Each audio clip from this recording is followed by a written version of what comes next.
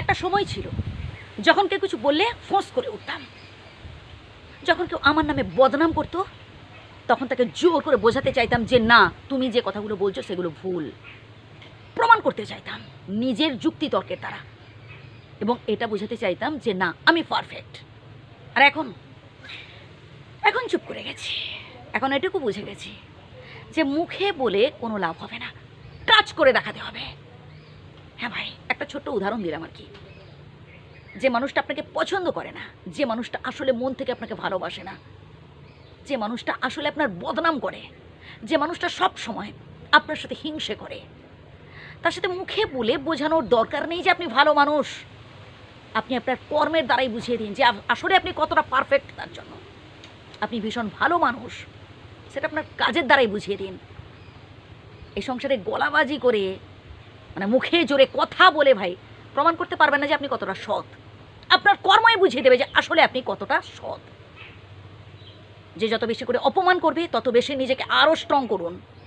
যে যত বেশি আপনাকে অবহেলা করবে তত বেশি নিজেকে আরও শক্ত করুন। নিজেকে বোঝান যে আমাকে আরও ভালো ভালো কাজ করতে হবে। যত বেশি লোকে বদনাম করবে, আপনার নামে আজে বাজে কথা বলবে, তত বেশি বেশি করে ভালো ভালো কাজ করুন প্রিয় বন্ধু। একটা সময় দেখবেন আপনাকে আর মুখে বলতে হবে না, আপনার কাজই বুঝিয়ে দেবে যে আসলে আপনি কতটা পারফেক্ট, আপনি কতটা ভালো মানুষ, কতটা সৎ মানুষ। আসলে আপনি যত ভালো কাজ করুন না কেন প্রিয় বন্ধু, আশেপাশে কিছু কিছু মানুষ থাকবে যারা কিছুতেই আপনার ডেভেলপ সহ্য করতে পারবে না। তারা কিছুতেই চাইবে না যে আসলে আপনি ভালো কিছু অ্যাচিভ করুন। তারা ওই সমালোচনা করবে, নিন্দা করবে, আপনার পেছনে লাগার চেষ্টা করবে। আসলে ওদের কাজ কি জানেন তো? পরচর্চা করা, পরনিন্দা করা। ওরা না নিজেদের ভালো কিছু করতে পারে, না অপরের ভালো সহ্য করতে পারে। তাই ওদের নিয়ে ভাবা জাস্ট বন্ধ করে দিন, নিজেকে নিয়ে ভাবুন। জীবনের প্রত্যেকটা পরীক্ষায় যাতে করে আপনি মাথা উঁচু করে পাশ করতে পারেন এই চেষ্টা করুন। কারোর হাত ধরে নয়, কারোর মাথায় তেল দিয়ে নয়, নিজে কষ্ট করে পরীক্ষায় পাশ করার চেষ্টা করুন। পরীক্ষায় পাশ মানে শুধুমাত্র পড়াশোনার পরীক্ষার কথা বলছি না ভাই, জীবনের প্রত্যেকটা ক্ষেত্রে সফলতা অর্জনের কথা বলছি। আপনার মধ্যে একটা জেদ থাকা দরকার, পাওয়ার থাকা চাই ভাই।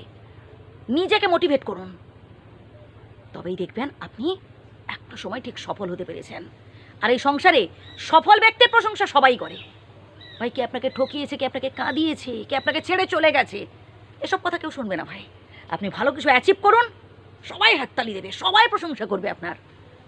আপনার ওই পার্সোনাল লাইফের দুঃখ দুর্দশার কথা কেউ শুনবে না, কাউকে পাশে পাবেনও না। এখন একাকেই যেতে হবে। আর একটা কথা বলি শুনুন ভাই, সৎ মানুষের বন্ধু খুব কম হয়, বন্ধু থাকে না বললেই চলে প্রায়। কারণ যারা সৎ মানুষ হন তারা সবসময় সত্য পথে চলেন, সৎ কাজটাই করেন, সৎ কথাই বলেন।